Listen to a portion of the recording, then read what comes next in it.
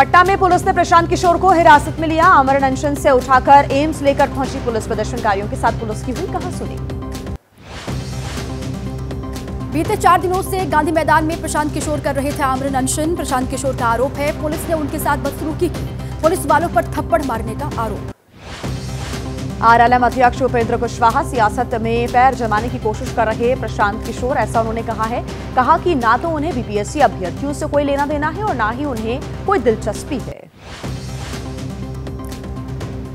17वीं BPSC PT परीक्षा रद्द करने की मांग। महागठबंधन आज बिहार के सभी जिला मुख्यालयों पर करेगा प्रतिरोध मार्च और पुतला दहन। युवा एवं छात्र इकाई के कार्यकर्ता होंगे शामिल।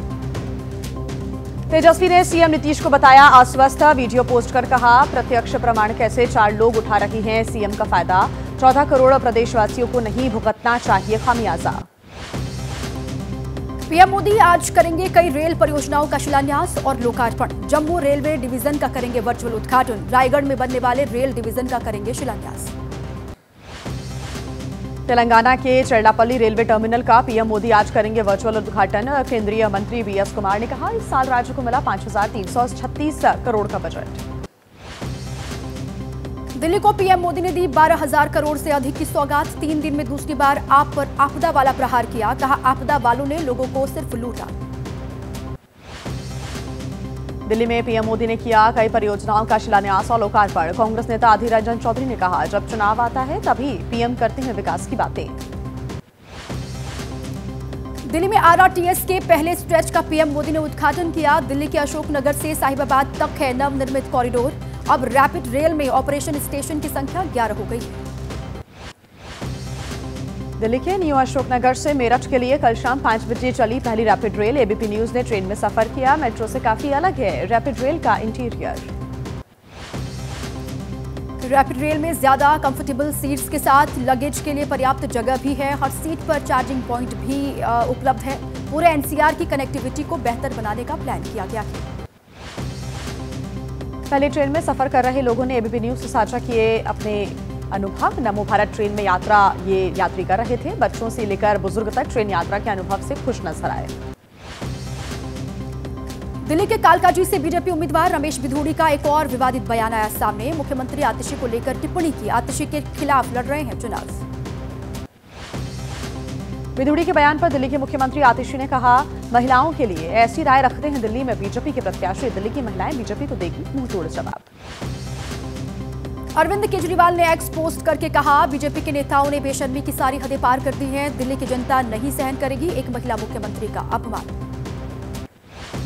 बीजेपी प्रत्याशी रमेश बिधूड़ी की प्रियंका गांधी पर टिप्पणी पर भड़की कांग्रेस। पवन खेड़ा ने कहा, ऊपर से लेकर नीचे तक के बीजेपी के ओछे नेताओं में दिख जाएंगे ऐसे संस्कार। बयान को लेकर बढ़ सकती है बीजेपी उम्मीदवार रमेश बिधूड़ी की मुश्किलें। कांग्रेस नेता संदीप दीक्षित ने कहा, आदतन वो ऐसी बातें करते हैं। उम्मीद है कि दिल्ली पुलिस अपने आप ही करेगी कार्रवाई।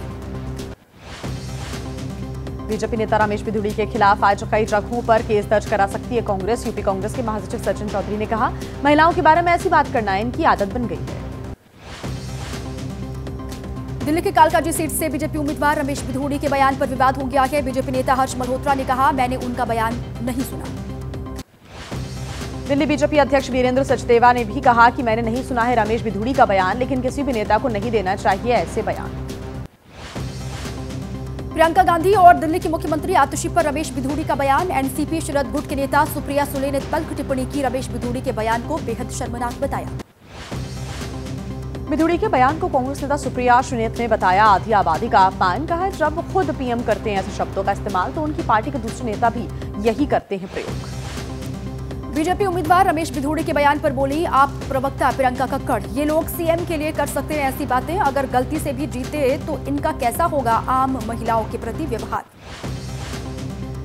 रमेश बिधूड़ी के बयान पर बोले आम आदमी पार्टी के नेता संजय सिंह, बीजेपी ने संसद में गाली देने वालों से लेकर सड़क पर नोट बांटने वालों को टिकट दिया है। शायद अब समझ जाएगी दिल्ली की महिलाएं।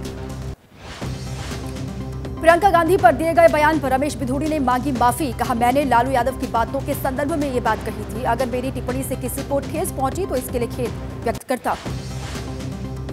रमेश बिधूड़ी के बयान पर कांग्रेस सांसद शशि थरूर ने कहा, हम बीजेपी के लोगों के बारे में ऐसी बातें नहीं कर रहे हैं। उन्हें भी हमारे बारे में ऐसी बातें नहीं कहनी चाहिए।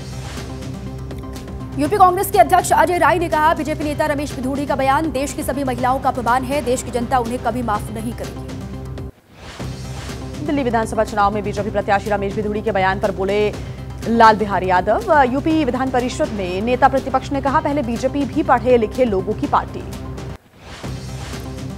बीजेपी नेता और प्रत्याशी रमेश बिधूड़ी के बयान पर बोले आजाद समाज पार्टी के प्रमुख चंद्रशेखर आजाद, ऐसी टिप्पणी करने वालों की होनी चाहिए पिटाई, बीजेपी उनसे ऐसी बयान पर जवाब मांगे। आज सामने आएगी दिल्ली की मतदाता सूची, नई वोटर लिस्ट जारी करेगा चुनाव आयोग। पुरानी लिस्ट को बीजेपी आप इस पर हमलावर रहे हैं।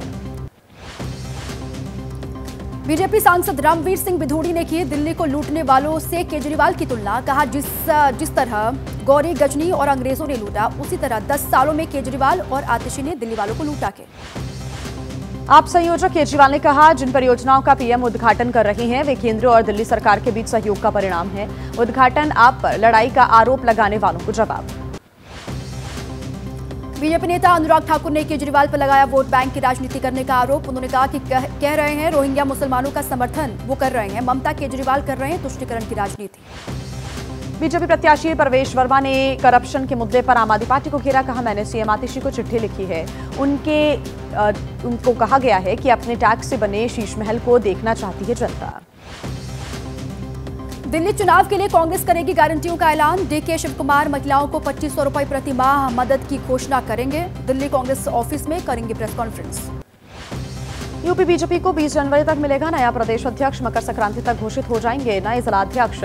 बीजेपी के संगठन महामंत्री बीएल संतोष ने दिए निर्वाचन प्रक्रिया के निर्देश। अमेरिकी एनएसए जैक सुल्विन का भारत दौरा, विदेश मंत्री एस जयशंकर और एनएसए अजित डोभाल से करेंगे मुलाकात। आईआईटी दिल्ली का भी करेंगे दौरा। शियाओं पर पाकिस्तान में अत्याचार के विरोध में लखनऊ में हुआ प्रदर्शन। शिया धर्मगुरु मौलाना सैयद सैफ अब्बास नकवी ने कहा, पाकिस्तान से आए शियाओं की दी जाए हिंदुस्तान की नागरिकता। मध्य प्रदेश के पीथमपुर में यूनियन कार्बाइड का कचरा नष्ट करने का मामला, सुप्रीम कोर्ट में आज होने वाली है सुनवाई। कचरे को पीथमपुर में जलाने से रोकने की मांग की गई है। पीथमपुर में कचरा जलाने को लेकर जबलपुर हाईकोर्ट में सुनवाई। कचरा जलाने को लेकर राज्य सरकार पेश करेगी अपना status report. Waste management plant में है 350 मीट्रिक टन कचरा। 1999 के ग्राहम स्टेन्स हत्याकांड के दोषी दारा सिंह की याचिका पर आज सुप्रीम कोर्ट में सुनवाई होगी। 25 साल की सजा काटने के बाद दारा सिंह ने की रिहाई की मांग। यूपी कांग्रेस अध्यक्ष अजय राय की याचिका पर सुप्रीम कोर्ट में सुनवाई। 2010 में मारपीट और उपद्रव से जुड़े मामले में लगी थी गैंगस्टर एक्ट की धारा। सुप्रीम कोर्ट ने यूपी सरकार से मांगा जवाब। किसान आंदोलन पर बोले केंद्रीय मंत्री मनोहर लाल खट्टर, केंद्र सरकार ने शुरू की बातचीत लेकिन किसान नहीं आए, ये हरियाणा के बजाय पंजाब से ज्यादा जुड़ा हुआ के मुद्दा। किसान नेता डल्लेवाल के अनशन पर आज सुप्रीम कोर्ट में होनी है सुनवाई। खनौरी बॉर्डर पर आमरण अनशन पर बैठे हुए हैं डल्लेवाल, बिगड़ती तबीयत बनी चिंता का विषय। किसान नेता डल्लेवाल की जांच करने पहुंचे डॉक्टर्स ने जानकारी दी। मेडिकल बुलेटिन जारी करके कहा, लीवर, किडनी और लंग्स में परेशानी आई है, सही तरीके से खड़े भी नहीं हो पा रहे हैं डल्लेवाल। फिरोजाबाद के शेखोहाबाद में बदमाशों की पुलिस के साथ हुई मुठभेड़। पुलिस की गोली से 2 बदमाश घायल हो गए। कुछ दिन पहले हुई कार लूट मामले में ये शामिल थे। हरिद्वार के भगवानपुर में पशु तस्कर के साथ पुलिस की मुठभेड़। चेकिंग के दौरान बदमाश ने पुलिस पर फायरिंग की। फरार होने की कोशिश कर रहा तस्कर पुलिस की गोली से घायल हुआ। चंडीगढ़ में मिनी सचिवालय की 3री मंजिल पर आग लगी। मौके पर पहुंची फायर ब्रिगेड ने पाया आग पर काबू। जांच के बाद साफ होगी आग लगने की वजह क्या है। बिहार के हाजीपुर में आरजेडी के सदस्यता कार्यक्रम में बारबालाओं ने लगाए ठुमके। कार्यकर्ताओं के मनोरंजन के लिए बुलाई गई थी डांसर्स। निजी होटल में करवाया गया था कार्यक्रम। वाराणसी की सीजेएम कोर्ट में शनिवार को सुनवाई के दौरान बंदर आ गया। ज्ञानवापी केस की सुनवाई के दौरान हुई घटना से हैरान हुए वहां के लोग। वकील बोले, हनुमान जी देने आए हैं संकेत। प्रयागराज महाकुंभ में आज सन्यासी परंपरा के आनंद अखाड़े की निकलेगी पेशवाई। शाही रथों पर सवार होकर कुंभ क्षेत्र में प्रवेश करेंगे आनंद अखाड़े के साधु संत। सीएम योगी आदित्यनाथ के सलाहकार अवनीश अवस्थी का दौरा। प्रयागराज महाकुंभ मेला क्षेत्र में बने सूचना परिसर का निरीक्षण किया, व्यवस्था का जायजा लिया। ऑल इंडिया मुस्लिम जमात के राष्ट्रीय अध्यक्ष मौलाना शहाबुद्दीन के बयान पर संतों की आई प्रतिक्रिया। आचार्य सत्येंद्र दास ने कहा, अगर मौलाना ने 24 घंटे के भीतर माफी नहीं मांगी तो अंजाम होगा बुरा। अखिल भारतीय हिंदू महासभा के राष्ट्रीय अध्यक्ष स्वामी चक्रपाणी बोले, इस बात की होनी चाहिए जांच, कहीं कट्टरपंथी मौलानाओं ने महाकुंभ को बदनाम करने की सुपारी तो नहीं ली।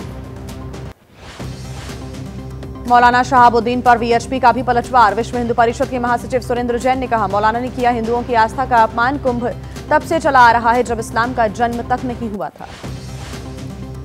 समाजवादी पार्टी के जमानिया विधायक ओम प्रकाश सिंह का बयान, कहा मुसलमान चाहे तो मैं उन्हें कुंभ लेकर चलूंगा। कुंभ की व्यवस्थाओं पर भी उन्होंने सवाल खड़े किए। प्रयागराज महाकुंभ में ब्लास्ट की धमकी देने का मामला, पुलिस ने एक लड़के को हिरासत में लिया। दोस्त को फंसाने के लिए सोशल मीडिया पर धमकी वाली पोस्ट की थी। यूपी के फिरोजाबाद में खुलवाया गया 60 साल से बंद पड़ा हुआ मंदिर। मंदिर के अंदर मिली हनुमान जी की खंडित मूर्ति। मंदिर में साफ सफाई के बाद शुरू किया गया पूजा पाठ का सिलसिला।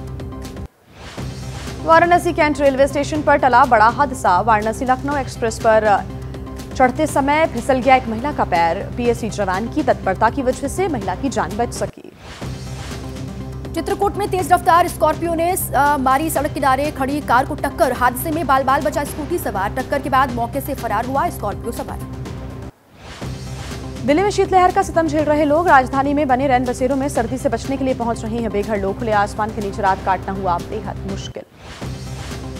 उत्तर प्रदेश के सीतापुर में सर्दी के साथ कोहरे की भी मार। सुबह और शाम के समय आ रहा है जबरदस्त कोहरा। धुंध की चादर में लिपटा पूरा शहर दिखाई दिया।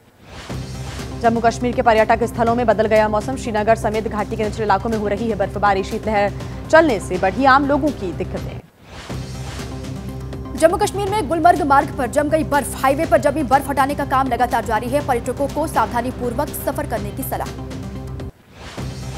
जम्मू कश्मीर के गांदरबल में जबरदस्त बर्फबारी। सड़कों पर जमी बर्फ की वजह से आवाजाही में दिक्कत। मशीनों की मदद से रोड से बर्फ हटाने का काम जारी।